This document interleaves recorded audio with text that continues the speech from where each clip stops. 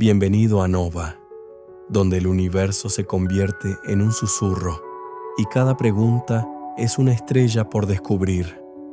Respira hondo y viajemos juntos, esta vez en busca de las huellas invisibles de la vida.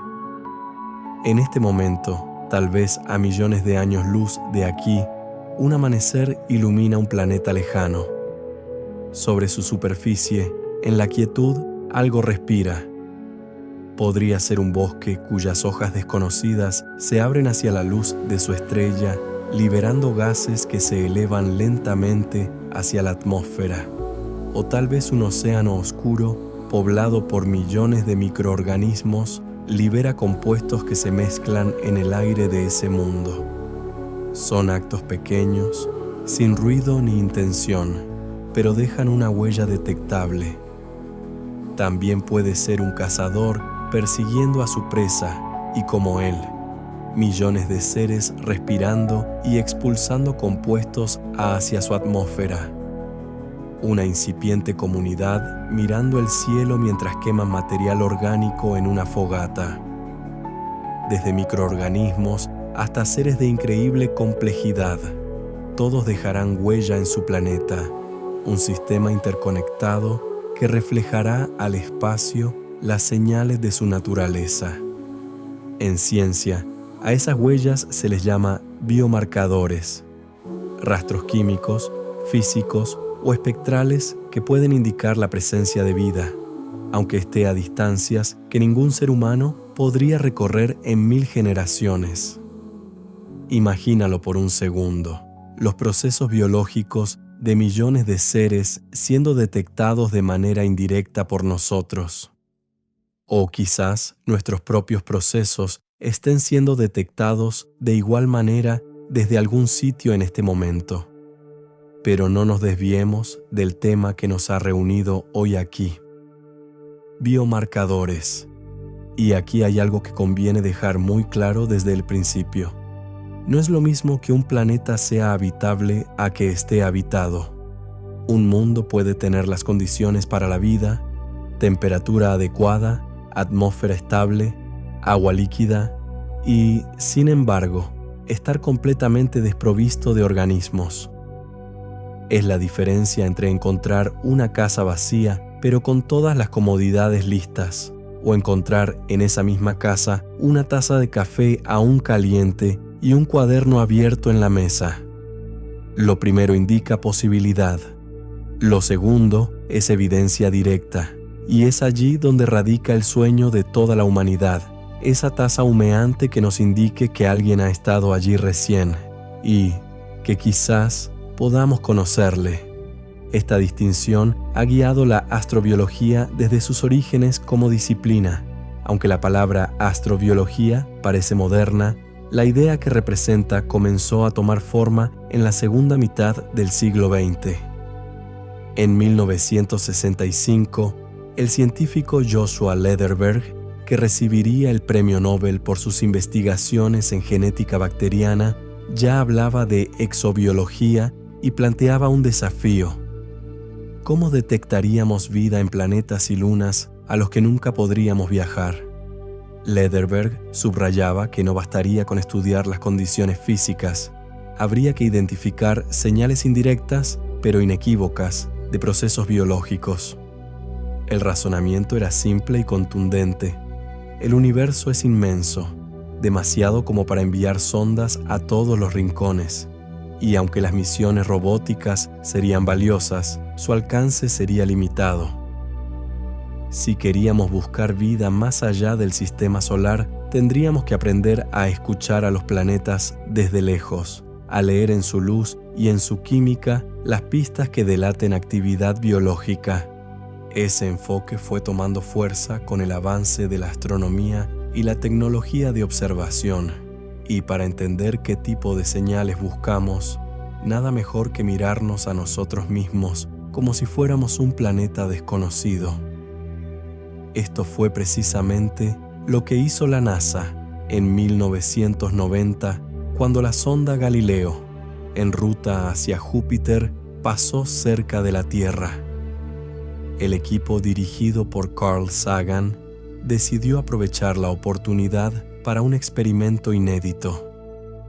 Apuntaron los instrumentos de la sonda hacia nuestro propio planeta, con la intención de simular lo que podría ver una civilización lejana si nos estuviera observando. Lo que encontraron fue una demostración perfecta de lo que significa un planeta con vida. En el espectro de luz reflejada detectaron grandes cantidades de oxígeno libre.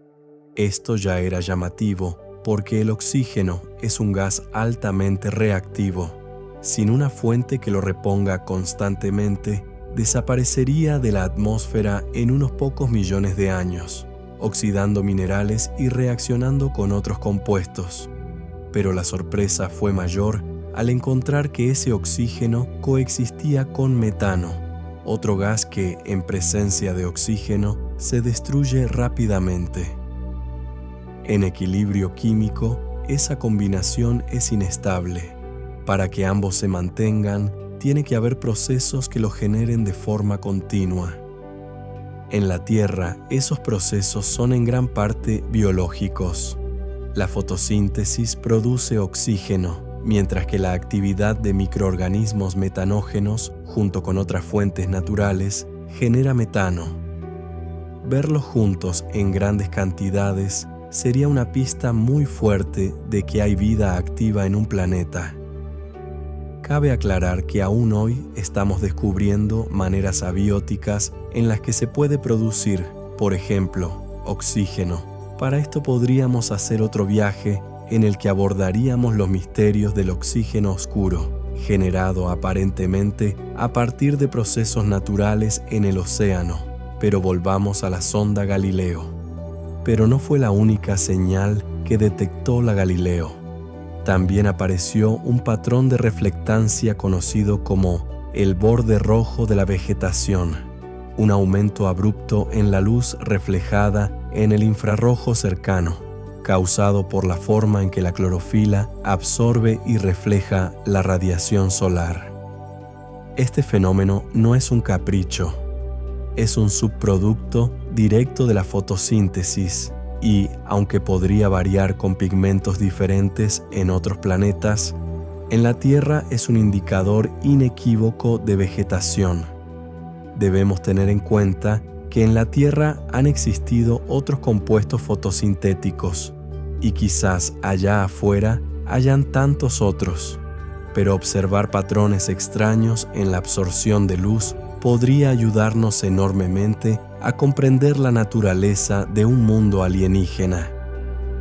Finalmente, los instrumentos registraron emisiones de radio moduladas y coherentes, algo que no tiene explicación natural conocida.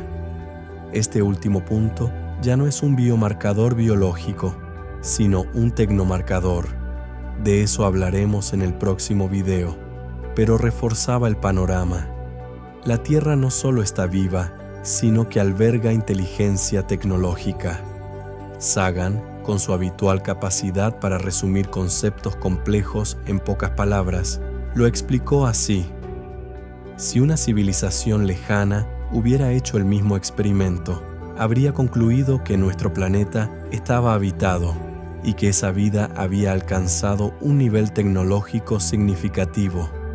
Cierra los ojos e imagina esto por un segundo.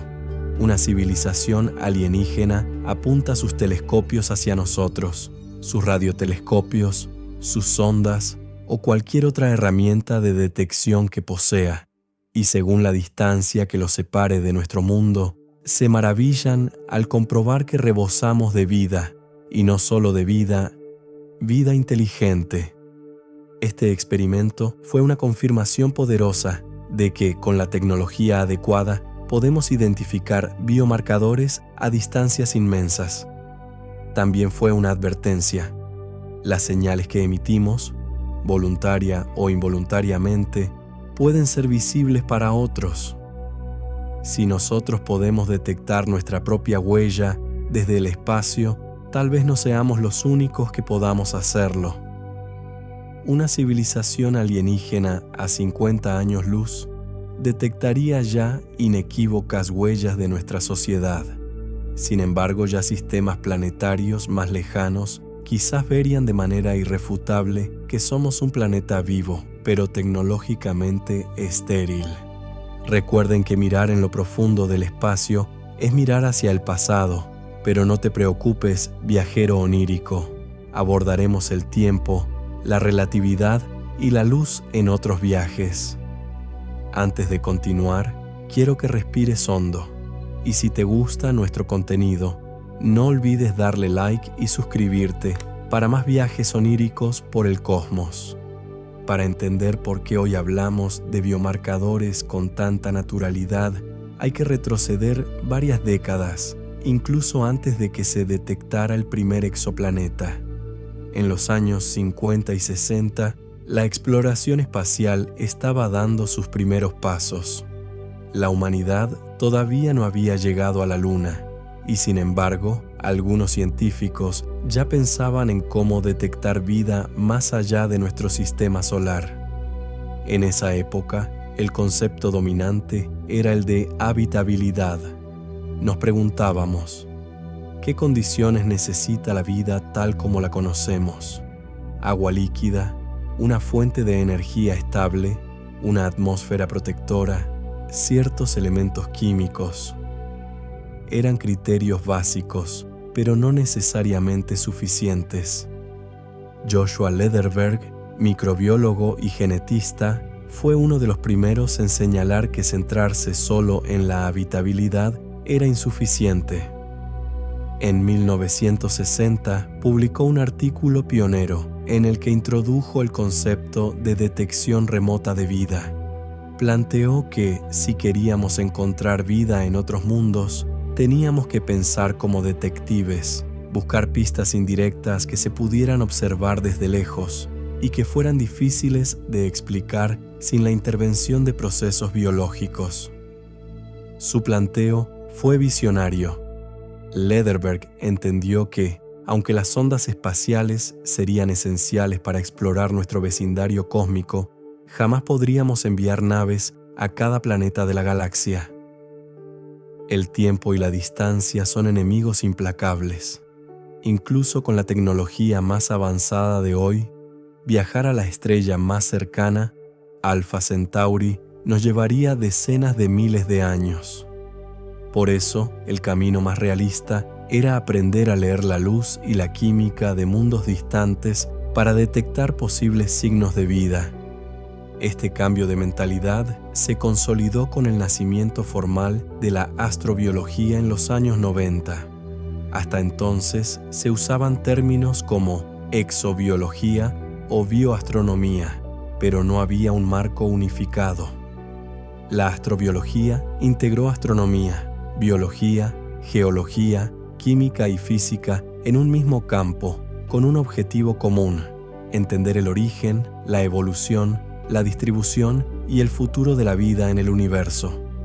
El desarrollo de telescopios espaciales fue clave para esta nueva etapa. El Hubble, lanzado en 1990, abrió la puerta a observaciones más precisas y estables, pero su capacidad para estudiar atmósferas de exoplanetas era limitada. Sin embargo, sentó las bases para la siguiente generación de instrumentos. En paralelo, a mediados de los 90, se produjo un descubrimiento que lo cambió todo: la detección de los primeros exoplanetas. En 1995, Michel Mayor y Didier Queloz anunciaron el hallazgo de 51, Pegasi b, un planeta gigante orbitando una estrella similar al Sol. Aunque era un Júpiter caliente, inhóspito para la vida tal como la conocemos, demostró que los planetas eran comunes y que podríamos detectarlos desde la Tierra con la tecnología adecuada. Si bien existe un sesgo que ha ido disminuyendo con el tiempo hacia planetas gigantes, hoy por hoy sabemos que los planetas rocosos como la Tierra son extremadamente comunes, pese a las dificultades que tenemos a veces para detectarlos con precisión. Pero estamos trabajando en ello.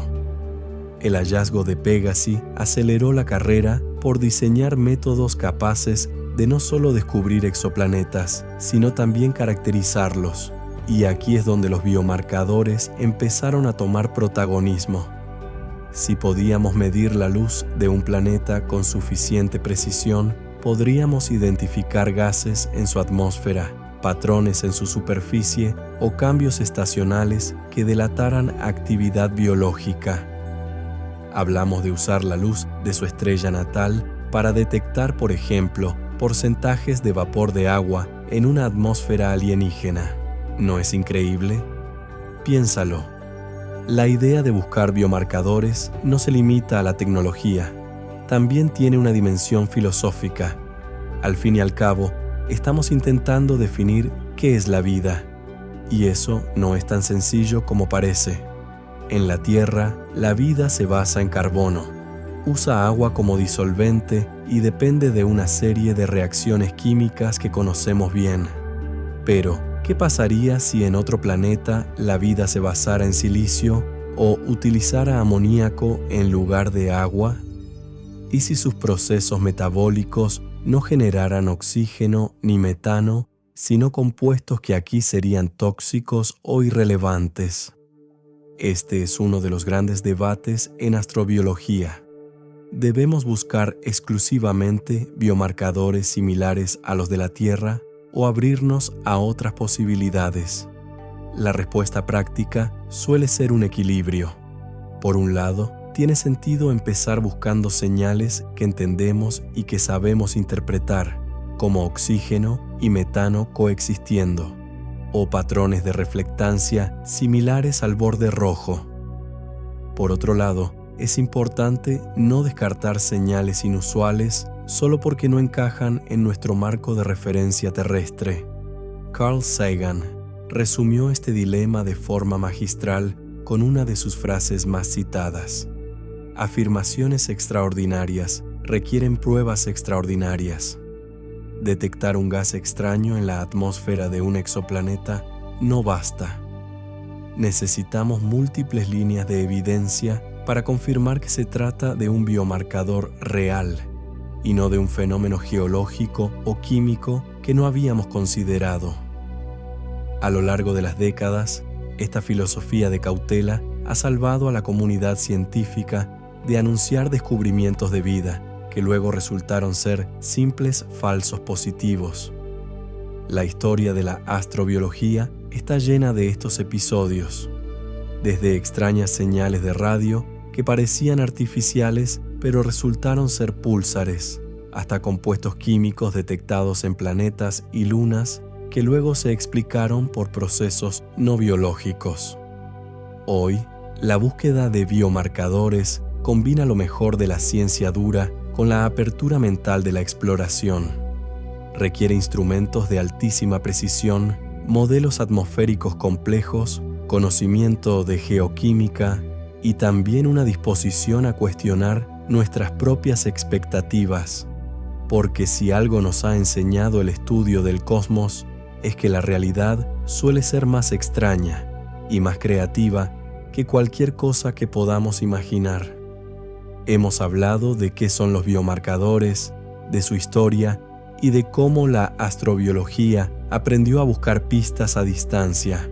Ahora vamos a sumergirnos en uno de los tipos más importantes y estudiados, los biomarcadores atmosféricos. La atmósfera de un planeta es como una carta de presentación. Contiene información sobre su composición química, su temperatura, su clima y potencialmente sobre la vida que pueda albergar.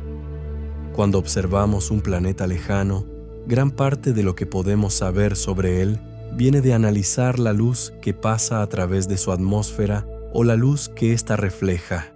Y entre todos los elementos que podemos encontrar en ese análisis, hay dos que destacan por su importancia en la búsqueda de vida: el oxígeno y el ozono. El oxígeno molecular, O2, es uno de los biomarcadores más claros y a la vez más engañosos que conocemos. En la Tierra, casi todo el oxígeno libre de la atmósfera proviene de la fotosíntesis, un proceso biológico que convierte el dióxido de carbono y el agua en azúcares, liberando oxígeno como subproducto. Esto significa que, en nuestro planeta, encontrar oxígeno es casi sinónimo de encontrar vida. Pero hay una razón por la que el oxígeno es un marcador tan útil. Es un gas muy reactivo. Tiende a combinarse con otros elementos y compuestos, oxidando metales, reaccionando con el hidrógeno, formando óxidos y carbonatos.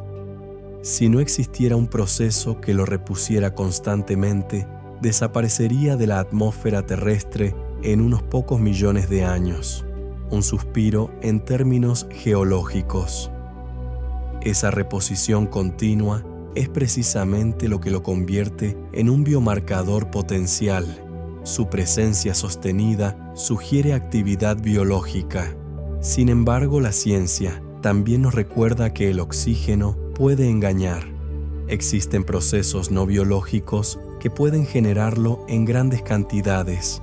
Por ejemplo, la fotodisociación del agua. Cuando la luz ultravioleta de una estrella rompe las moléculas de H2O en hidrógeno y oxígeno, el hidrógeno, más ligero, puede escapar al espacio, dejando atrás oxígeno libre.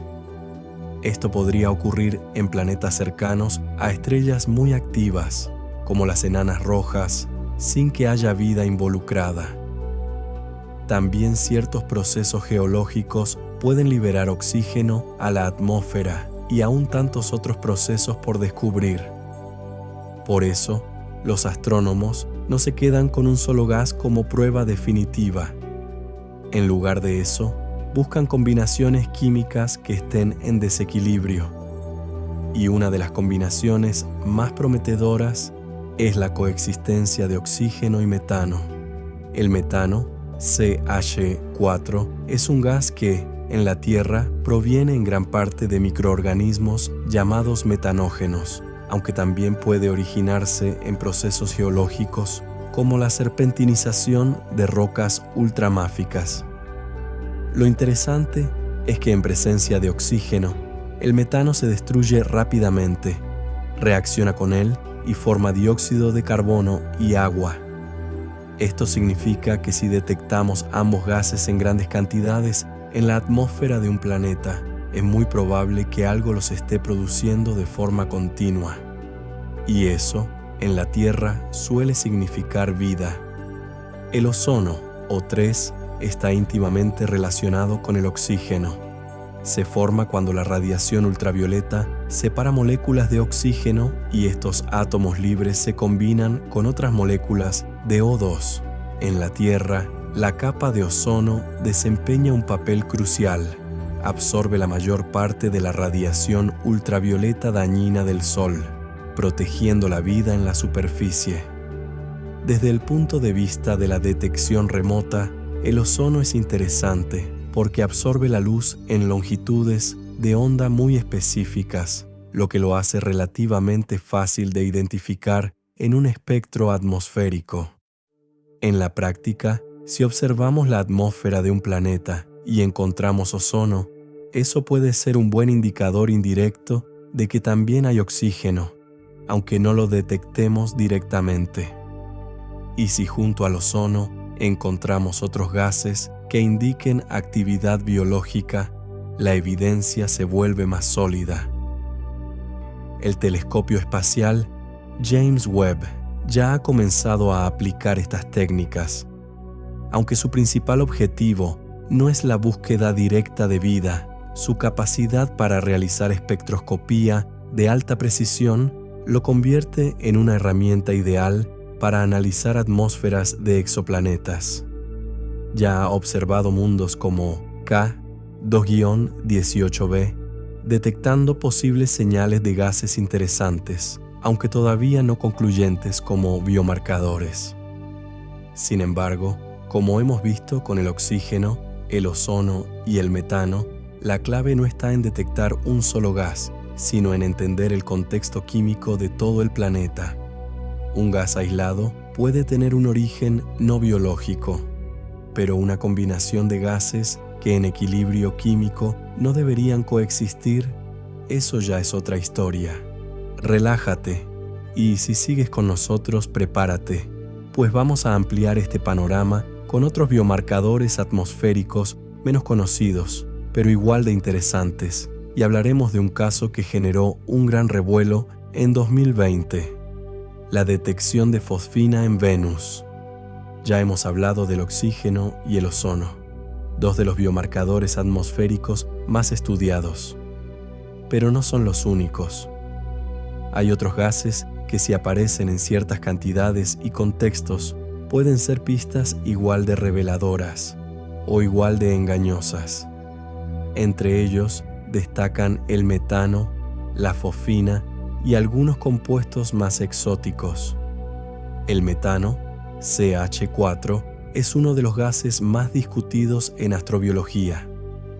En la Tierra, cerca del 90% del metano atmosférico tiene un origen biológico, generado por microorganismos metanógenos que viven en ambientes sin oxígeno, como humedales, intestinos de animales o sedimentos marinos. El resto proviene de fuentes geológicas y humanas, como volcanes, incendios forestales, fugas de gas natural y procesos industriales. En un planeta con oxígeno abundante, el metano no debería durar mucho. Se oxida rápidamente, con una vida media atmosférica de apenas una década. Esto significa que su detección, especialmente si coexiste con oxígeno u ozono, puede ser un fuerte indicio de actividad biológica continua. Marte es el ejemplo perfecto de lo compleja que puede ser la interpretación de este gas. Desde principios de los 2000, telescopios terrestres y sondas espaciales han detectado trazas de metano en la atmósfera marciana. El rover Curiosity, de la NASA, ha encontrado picos estacionales. Las concentraciones aumentan en verano y disminuyen en invierno. Sin embargo, el orbitador ExoMars Trace Gas Orbiter de la Agencia Espacial Europea no ha confirmado esas variaciones de forma consistente. La discrepancia ha generado un intenso debate. ¿Es el metano real y localizado, quizá liberado en áreas concretas, o son artefactos de medición? Además, si es real, ¿proviene de microbios subterráneos o de procesos geológicos como la serpentinización de minerales ricos en olivino? Aquí es donde entra la importancia del contexto. Un solo gas no puede ser tomado como prueba definitiva. Hay que analizarlo junto a otros marcadores y con un conocimiento detallado de la geología y la química del planeta en cuestión. Ahora, pasemos a un biomarcador mucho menos común, pero muy sugerente: la fosfina PH3. En la Tierra, la fosfina es producida principalmente por procesos industriales y de forma natural por ciertos microorganismos anaerobios.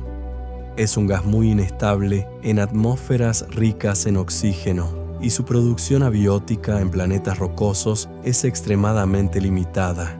Esto hace que su detección en grandes cantidades sea, potencialmente, un marcador fuerte de actividad biológica. Y aquí llegamos a uno de los episodios más mediáticos en la astrobiología reciente: el caso Venus.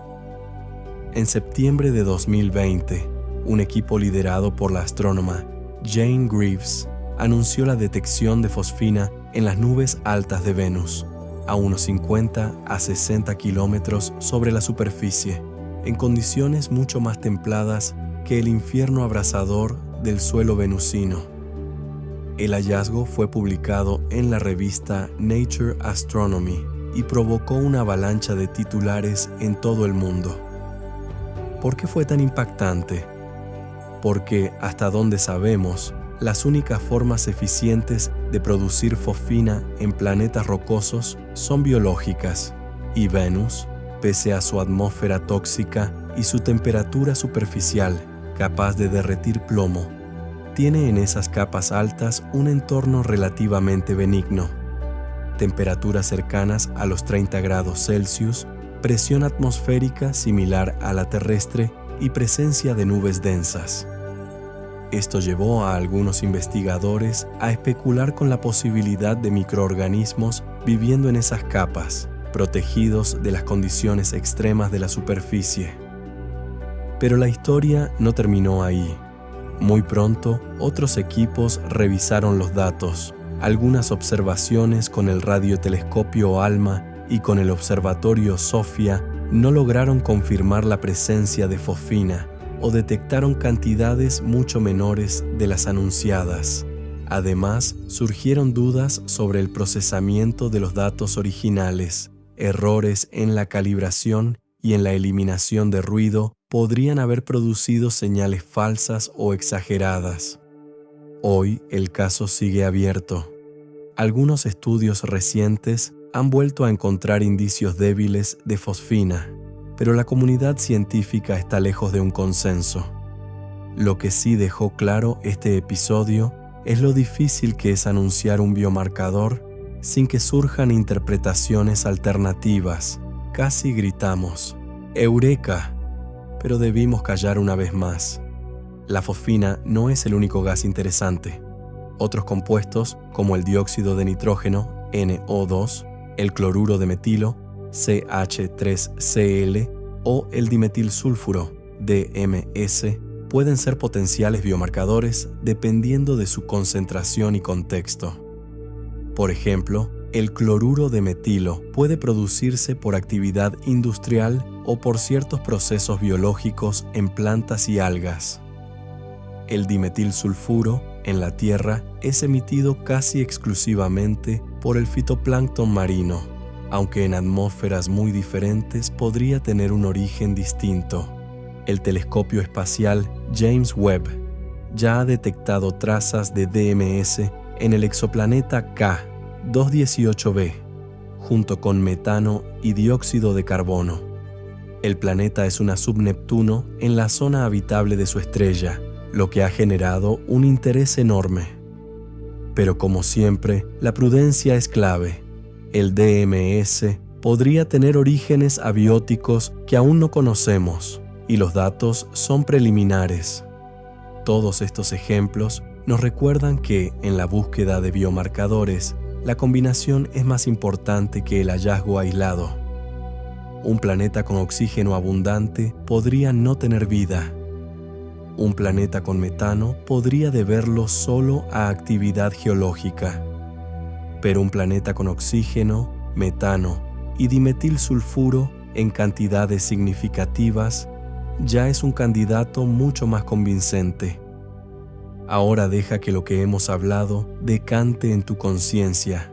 Piensa en lo que hemos aprendido para que podamos ahora salir un poco de la atmósfera y mirar hacia la superficie de los planetas.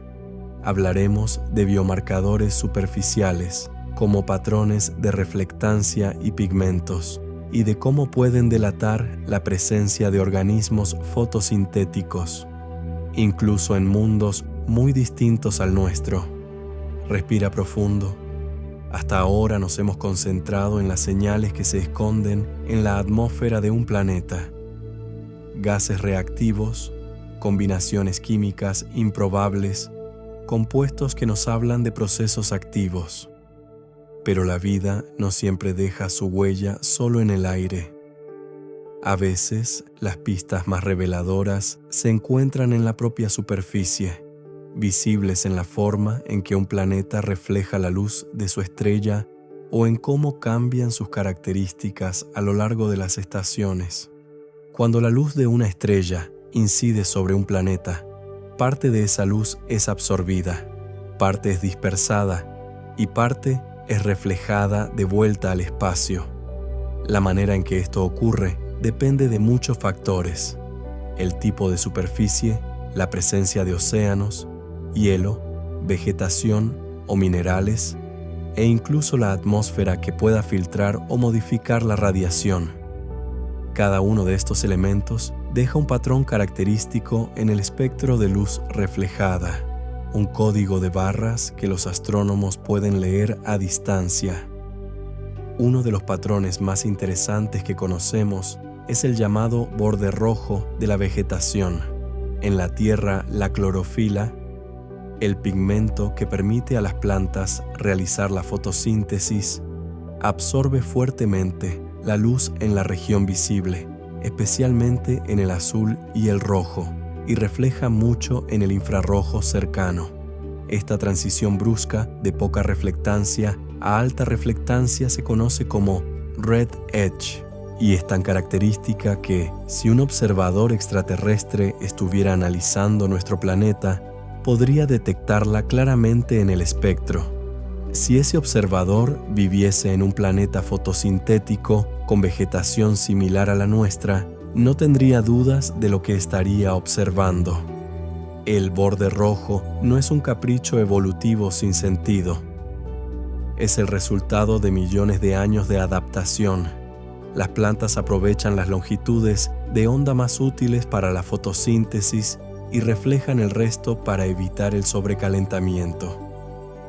Este patrón no solo se da en la vegetación terrestre.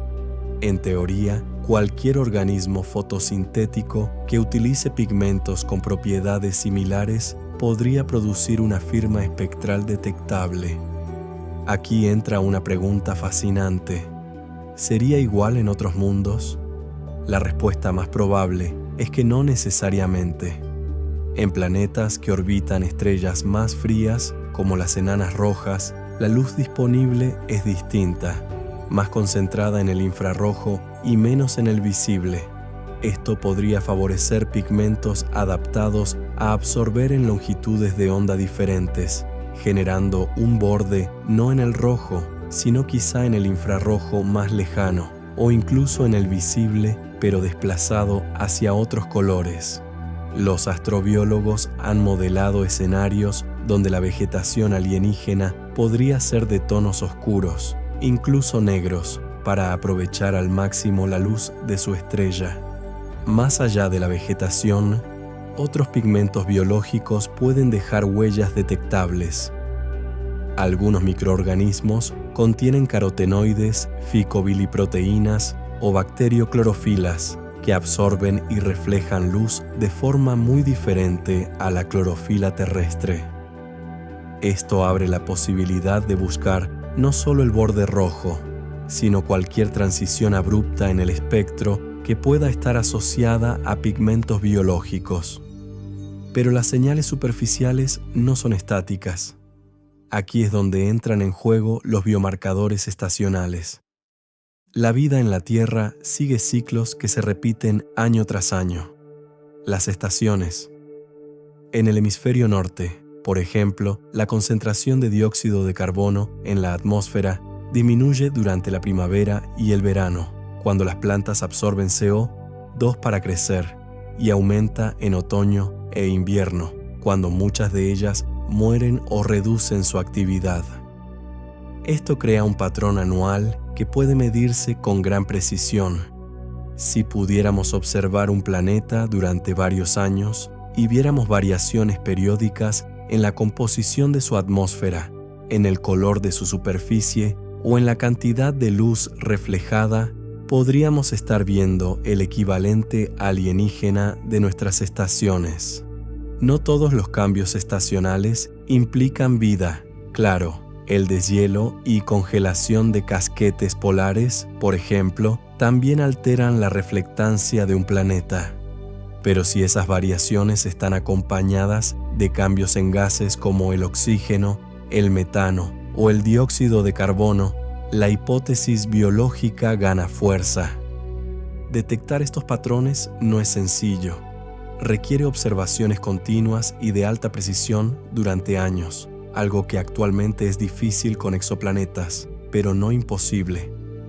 Misiones futuras como LUVOIR o HABEX están diseñadas para observar planetas de tipo terrestre en zonas habitables durante largos periodos, acumulando datos que podrían revelar ciclos estacionales. Un ejemplo cercano lo tenemos en Marte. Aunque hoy no hay evidencia clara de vegetación en su superficie, Marte muestra variaciones estacionales en su dióxido de carbono atmosférico debido a la sublimación y condensación de CO2 en los polos.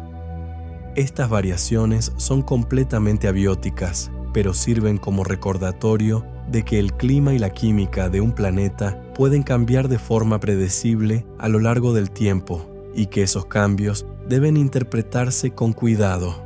Por eso, los biomarcadores superficiales y estacionales no se analizan de forma aislada. Se combinan con la información atmosférica y geológica para construir una imagen completa. Un planeta que muestre un patrón de reflectancia compatible con pigmentos biológicos, junto con cambios estacionales en gases clave, sería un candidato muy fuerte para albergar vida. Y ahora vamos a entrar en un terreno más técnico, pero igual de apasionante. Los biomarcadores isotópicos y geoquímicos, pequeñas variaciones en la firma de los elementos que pueden delatar procesos biológicos incluso sin necesidad de ver directamente a los organismos que los producen. Relájate y piensa en la oscuridad del cosmos y la luz de las estrellas distantes. Entre todas las huellas que puede dejar la vida, hay algunas tan sutiles que podrían pasar desapercibidas, incluso si tuviéramos al planeta justo frente a nosotros. No se manifiestan como un gas abundante en la atmósfera, ni como un cambio drástico en el color de la superficie. Son señales escondidas en las proporciones más íntimas de la materia, los biomarcadores isotópicos y geoquímicos. Para entenderlos, primero hay que detenerse un momento en lo que significa un isótopo. Un isótopo es simplemente una versión de un elemento químico que tiene el mismo número de protones en su núcleo, pero un número diferente de neutrones. Esto cambia su masa, pero casi no altera su comportamiento químico. El carbono, por ejemplo, existe principalmente como carbono 12 y carbono 13. La diferencia entre ambos es mínima, un neutrón extra en el carbono 13. Y sin embargo, esa pequeña variación puede ser suficiente para dejar una huella biológica detectable. Quiero que pienses en esto por un momento. Un neutrón, esa diferencia tan sutil, puede permitirnos hacer cosas maravillosas. En la Tierra, los organismos vivos tienden a preferir el carbono 12 frente al carbono 13. La razón es puramente energética. Al ser más ligero, el carbono 12 requiere menos energía para incorporarse a las moléculas orgánicas durante la fotosíntesis o la respiración celular. Este sesgo deja una marca. La materia orgánica suele tener una proporción más alta de carbono 12 que la que encontraríamos si todo se debiera a procesos puramente químicos o geológicos. Este patrón, llamado fraccionamiento isotópico, se convierte en una especie de firma, una firma que se conserva en sedimentos, rocas e incluso en restos microscópicos de organismos que vivieron hace miles de millones de años. Los geólogos lo utilizan para rastrear la historia de la vida en nuestro planeta, desde épocas tan remotas que ningún fósil reconocible podría ayudarnos. Pero el carbono no es el único protagonista. El nitrógeno, el oxígeno y el azufre también muestran patrones isotópicos que pueden delatar actividad biológica. En el caso del nitrógeno, las bacterias que fijan este elemento en el suelo alteran la proporción entre nitrógeno 14 y nitrógeno 15 de una manera muy característica. Algo similar ocurre con el azufre. Ciertos microbios que metabolizan compuestos sulfurosos producen un fraccionamiento isotópico que no aparece en procesos puramente abióticos. En nuestro propio planeta, estos biomarcadores isotópicos han permitido reconstruir episodios clave de la historia de la vida. Por ejemplo, en rocas de Groenlandia, con más de 3.800 millones de años, se han encontrado proporciones de carbono que solo pueden explicarse si hubo organismos que lo procesaron. Es como encontrar un mensaje diminuto grabado en piedra, un mensaje que sobrevivió a cataclismos, glaciaciones y erupciones volcánicas, y que dice: Aquí hubo vida. Ahora bien, imaginar detectar esto en otro mundo es un reto monumental. Para identificar estas proporciones a distancia, tendríamos que tener telescopios con espectrómetros extremadamente sensibles, capaces de diferenciar variaciones minúsculas en la luz que nos llega. Hoy, esa capacidad todavía está en desarrollo, pero hay proyectos que podrían acercarnos. Misiones futuras como LUVOIR o telescopios terrestres de nueva generación, como el Extremely Large Telescope en Chile, podrían alcanzar la precisión necesaria para detectar ciertos patrones isotópicos en atmósferas o superficies de exoplanetas cercanos. Y no solo hablamos de atmósferas. La geoquímica también puede darnos pistas sobre la presencia de vida, incluso en mundos donde el aire ya no retenga señales biológicas. Hay minerales que solo se forman en presencia de organismos, o que cambian su estructura química por su acción. Algunos óxidos de hierro y manganeso, por ejemplo, precipitan de manera distinta cuando hay microbios involucrados. Si viéramos en la luz reflejada por la superficie de un planeta patrones compatibles con estos minerales alterados biológicamente, tendríamos una pista más en el rompecabezas. Lo interesante de los biomarcadores isotópicos y geoquímicos es que pueden persistir durante muchísimo tiempo. En la Tierra han sobrevivido miles de millones de años en las rocas, mucho después de que los organismos que los crearon desaparecieran. Esto significa que, en teoría, podríamos detectar huellas de vida extinta en otros mundos, incluso si esa vida dejó de existir hace eones. En este punto, uno no puede evitar dejar que la mente divague un instante. Imagina mirar a través de un telescopio y descubrir, en un planeta lejano, la huella química de organismos que vivieron hace 2.000 millones de años y que ya no existen. Civilizaciones enteras, si las hubo, borradas del presente, pero aún visibles en los átomos y minerales de su mundo. Es un pensamiento que mezcla la fascinación con la melancolía. Estas señales son discretas, delicadas, casi tímidas. No brillan como un faro ni gritan como una señal de radio. Son como un susurro enterrado bajo capas de tiempo y distancia. Pero si aprendemos a escucharlo, podría contarnos historias que ningún otro biomarcador puede narrar. Historias de un pasado vivo en mundos que hoy parecen inertes. Y, como siempre en esta búsqueda, la clave está en la combinación. Un patrón isotópico, anómalo por sí solo, podría tener una explicación no biológica. Un mineral alterado podría formarse por procesos puramente químicos. Pero si esas señales aparecen junto a una atmósfera en desequilibrio, patrones superficiales inusuales y cambios estacionales coherentes, entonces la probabilidad de estar ante un planeta vivo se dispara. La ciencia, en este sentido, actúa como un buen juez. No se convence con un único testigo, sino con un conjunto de evidencias que se refuercen mutuamente. Y en el caso de los biomarcadores, cada tipo de señal añade peso a la hipótesis de la vida, hasta que llega un punto en que la conclusión se vuelve difícil de evitar.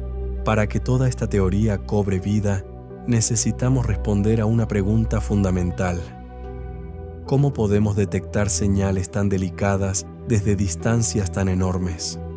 Podemos saber que un planeta está allí, orbitando su estrella, pero ¿cómo pasamos de ese simple punto de luz a identificar gases, minerales, patrones de reflectancia o proporciones isotópicas?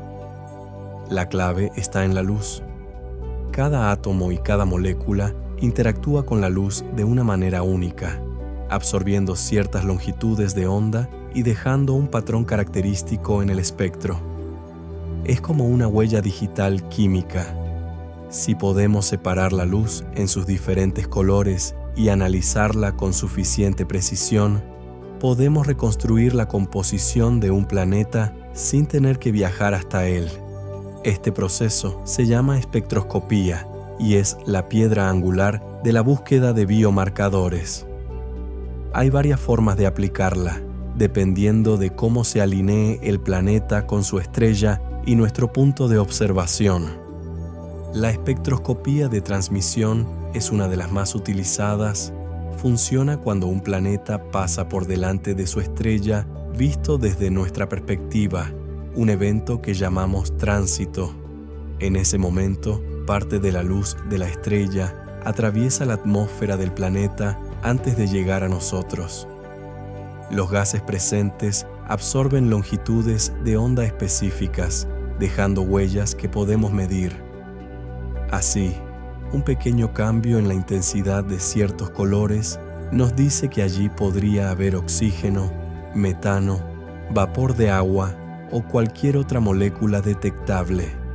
Otra técnica es la espectroscopía de emisión o de eclipse secundario, que se utiliza cuando el planeta pasa por detrás de su estrella. En ese instante, podemos comparar la luz combinada de estrella y planeta con la luz solo de la estrella, y así aislar la emisión térmica del planeta. Esto nos da información sobre su temperatura, composición atmosférica y, en algunos casos, sobre su clima. También existe la espectroscopía de reflectancia, útil para estudiar superficies y nubes. Si logramos separar la luz reflejada por un planeta de la luz directa de su estrella, podemos analizarla en busca de patrones como el borde rojo o variaciones estacionales. Para todo esto, necesitamos telescopios con una sensibilidad y estabilidad extraordinarias. El telescopio espacial Hubble fue uno de los primeros en realizar espectroscopía de exoplanetas, aunque con limitaciones. Hoy, el James Webb Space Telescope es la herramienta más avanzada para este trabajo. Su capacidad para cubrir longitudes de onda en el infrarrojo medio y cercano lo convierte en un instrumento ideal para detectar biomarcadores como el metano, el dióxido de carbono, el vapor de agua o incluso compuestos más complejos. Pero Webb no está solo. El Very Large Telescope en Chile, con su instrumento Espresso, y el próximo Extremely Large Telescope ampliarán enormemente nuestra capacidad para caracterizar planetas. También hay proyectos ambiciosos en desarrollo, como LUVOIR y HABEX, que serían capaces de obtener imágenes directas de planetas del tamaño de la Tierra y analizar sus atmósferas con un nivel de detalle sin precedentes. No menos importante es la técnica de coronografía, que consiste en bloquear la luz de la estrella para poder ver directamente la luz mucho más débil del planeta que la orbita. Esto es un desafío enorme. La estrella puede ser hasta 1.000 millones de veces más brillante que su planeta, así que separar ambas señales requiere una ingeniería extrema. A todo esto se suma el uso de interferometría, que combina la luz recogida por varios telescopios para simular un telescopio gigante, aumentando la resolución y la sensibilidad. Esta técnica, aplicada desde el espacio, podría permitirnos estudiar planetas que hoy son demasiado pequeños o débiles para nuestras capacidades. Cada avance tecnológico abre una nueva ventana de posibilidades. Hace apenas 30 años, no sabíamos con certeza si había planetas fuera de nuestro sistema solar. Hoy hemos confirmado miles y empezamos a estudiar sus atmósferas. Y si la historia reciente de la astronomía nos enseña algo, es que el progreso puede ser más rápido de lo que imaginamos. A veces, cuando pienso en lo que estos instrumentos nos permitirán ver en unas décadas, me detengo un momento y dejo que la mente viaje. Imaginar que un espectro recogido por un telescopio pueda mostrar con absoluta claridad la huella de oxígeno y metano coexistiendo en un planeta a decenas de años luz, o la señal de un pigmento desconocido, algo que nunca hemos visto en la Tierra. Es simplemente increíble. De realizarse tal descubrimiento, estaríamos ante un momento sin igual en la historia de la humanidad. La tecnología es nuestra extensión sensorial hacia el cosmos. Nuestros ojos por sí solos jamás podrían detectar esas señales. Pero a través de estos instrumentos, la humanidad está aprendiendo a ver en escalas y distancias que antes eran impensables. Y todo esto nos lleva a una cuestión crítica. Incluso con la mejor tecnología, el riesgo de falsas interpretaciones siempre está presente. Una señal tentadora podría ser el producto de un fenómeno natural inesperado. Un planeta con un desequilibrio químico llamativo podría estar pasando por un proceso geológico que desconocemos. Por eso, la cautela es tan importante como la emoción del descubrimiento. En la búsqueda de vida en otros mundos, la emoción del hallazgo es una compañera constante, pero también lo es el riesgo de la ilusión. La historia de la ciencia está llena de señales tentadoras que tras un análisis más profundo resultaron no ser lo que parecían. Por eso, entender los falsos positivos no es un detalle técnico, es un requisito para que esta búsqueda sea creíble y rigurosa. Un falso positivo ocurre cuando una señal que interpretamos como un posible biomarcador tiene en realidad un origen no biológico. El oxígeno, por ejemplo, puede generarse por fotodisociación del agua. La radiación ultravioleta rompe las moléculas. El hidrógeno escapa al espacio y el oxígeno queda acumulado en la atmósfera. Si no sabemos que ese planeta está sometido a un bombardeo constante de radiación ultravioleta, podríamos pensar que su oxígeno proviene de la fotosíntesis y estaríamos equivocados. Lo mismo ocurre con el metano. En la Tierra, gran parte es biológico, pero en otros planetas puede originarse por procesos geológicos que ya hemos mencionado brevemente, como la serpentinización, en la que ciertos minerales reaccionan con agua y liberan metano sin intervención de vida. Incluso el dimetilsulfuro, que aquí está casi siempre asociado a fitoplancton, podría tener rutas químicas alternativas bajo condiciones que aún no conocemos bien. El caso de la fosfina en Venus es un ejemplo reciente de cómo la ciencia se corrige a sí misma. La detección inicial, en 2020, fue recibida con entusiasmo. Un gas muy difícil de producir sin vida en una capa de la atmósfera con condiciones relativamente benignas y en nuestro planeta vecino. Pero en cuestión de meses, revisiones y nuevos datos redujeron drásticamente la confianza en esa detección.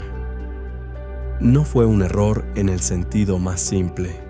Los datos originales existían, pero su interpretación no era tan sólida como se pensó al principio. Pero ya hablamos de Venus, ¿recuerdas?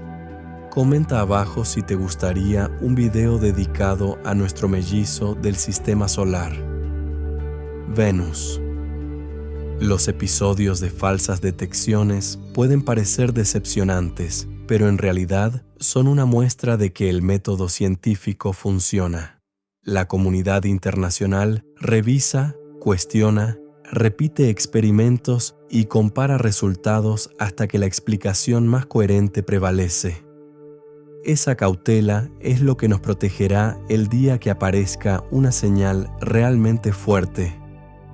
También debemos tener en cuenta que nuestras expectativas están moldeadas por un único ejemplo, la vida en la Tierra. Buscamos lo que conocemos porque sabemos cómo detectarlo, pero esa estrategia podría dejarnos ciegos a formas de vida radicalmente distintas. Tal vez en algún lugar haya organismos que no dejan oxígeno, metano ni pigmentos que podamos identificar, pero que igualmente están ahí, respirando y multiplicándose en un entorno que para nosotros sería letal. Aquí es donde entra un componente más filosófico de esta búsqueda. No solo estamos intentando responder a la pregunta ¿hay vida ahí fuera?, sino también a ¿cómo definimos la vida? Y esta no es una cuestión menor. Nuestras herramientas, nuestros modelos y nuestras hipótesis están todos condicionados por esa definición. Ampliarla sin caer en la vaguedad es uno de los grandes retos de la astrobiología moderna. A veces conviene detenerse y recordar lo que estamos haciendo. Estamos mirando desde una diminuta franja del cosmos, tratando de leer señales sutiles que viajan durante años, siglos o milenios hasta alcanzarnos. Y esas señales, si algún día confirman la existencia de vida en otro mundo, cambiarán nuestra visión del universo para siempre. Imagina por un instante el día en que un equipo científico anuncie, con pruebas sólidas y revisadas por pares, que en un planeta a decenas de años luz hay una combinación de biomarcadores que no puede explicarse sin vida. No hablamos de conjeturas, sino de evidencia sólida. Será un momento que unirá a generaciones, que pasará a los libros de historia, que inspirará arte, ciencia y sueños durante siglos. Y sin embargo, incluso entonces, la pregunta no se detendrá ahí, porque detectar biomarcadores es solo el primer paso. Una cosa es encontrar un planeta cubierto de océanos y organismos microscópicos, y otra, muy distinta, es encontrar huellas de tecnología, de civilizaciones que construyen, transforman y envían señales al cosmos. La respiración invisible de un planeta vivo es un susurro. Los tecnomarcadores, en cambio, son como voces lejanas que cruzan el vacío. Voces que podrían estar esperándonos o que podrían haberse apagado hace mucho tiempo, dejando solo su eco. En nuestro próximo viaje, seguiremos ese eco. Aprenderemos a reconocer las huellas que dejan las civilizaciones, incluso cuando ellas ya no están. Y quizá, solo quizá, encontremos que no hemos estado solos, ni siquiera en el silencio. Esperamos que este viaje te haya acompañado en la calma, en el asombro y quizá en el sueño hacia otros mundos aún por descubrir. Si quieres seguir explorando con nosotros, suscríbete, comenta y comparte este video para que podamos traerte más relatos como este. Hasta la próxima travesía onírica, viajero.